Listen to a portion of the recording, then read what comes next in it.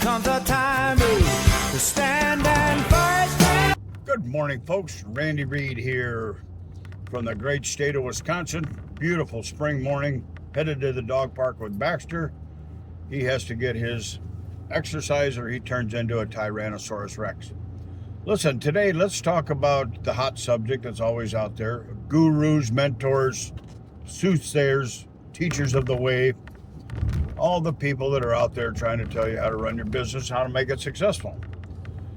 So many, many years ago, the first person I hired and paid as a, let's call it a mentor, was Mr. John Worley.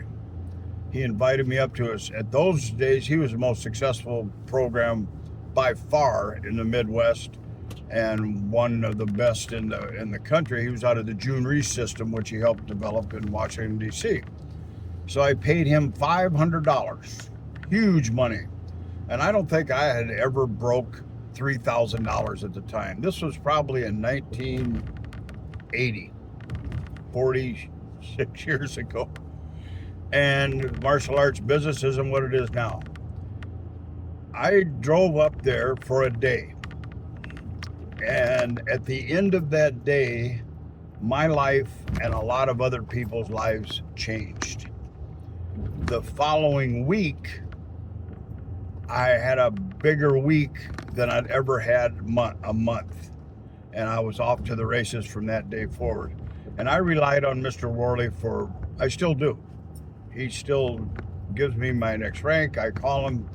He's still been a mentor for 46 years for $500. Thank you, Mr. Worley.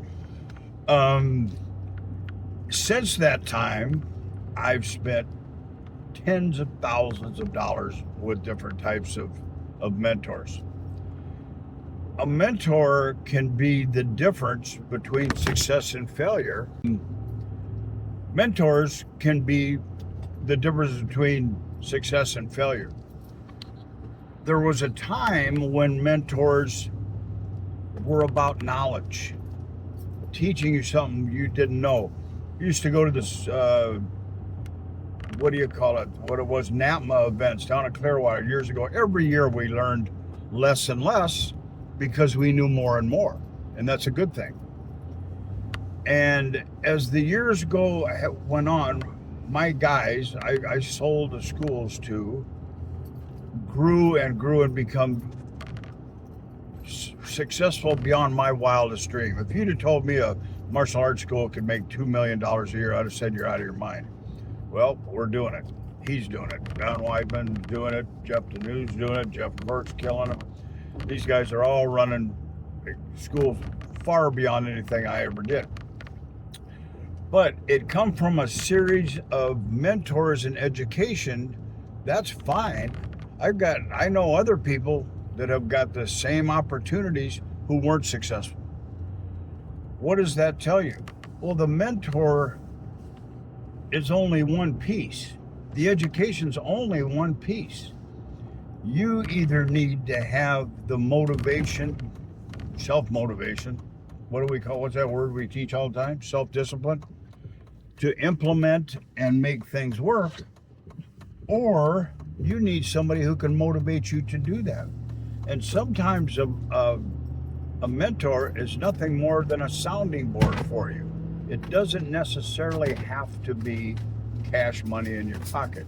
Oh, Baxter's tearing Baxter, hey, he's getting rowdy in the back seat back there. It doesn't have to be a super organized, super step-by-step system at some point for you. Maybe what you need is someone to inspire you, guide you, and for you to bounce questions off so you don't make mistakes. You know, you can either learn, be reminded, or not make a mistake that we've all done in the past. Lord knows I've done my share. So when people ask me, who should I hire? Who should be a mentor for me? I give them the same answer every time. Find someone who's running a school with the values that you have, the same values. Find someone who's living the lifestyle you want to live. Find someone who put in the amount of work that you're willing to do also. You can't say, I want to have $1 million school and 35 employees, but I only want to work 10 hours a week. Shut up, stop it, dog. It just doesn't work that way. At one point, I had a whole bunch of schools. We had our last intramural tournament we did years ago. We had 1,000 just of our own students. We rented a coliseum for black belt graduations that seated 25,000 people. I've done the big shows, and people used to come up and say, man, I want to do what you're doing. And I would say, well, it took me 25 years to get here, broke a bunch of bones, divorced, live in the school, face bankruptcy, stare at the ceiling at night, wonder if you can make payroll. All of those things it takes to be successful. Are you willing to do that first? Well, then they start looking at things a little bit different. So what I suggest people do when they ask me, take a piece of paper. On one side, write down what you want. On the other side, write down what you're willing to do for it, and see if that matches up.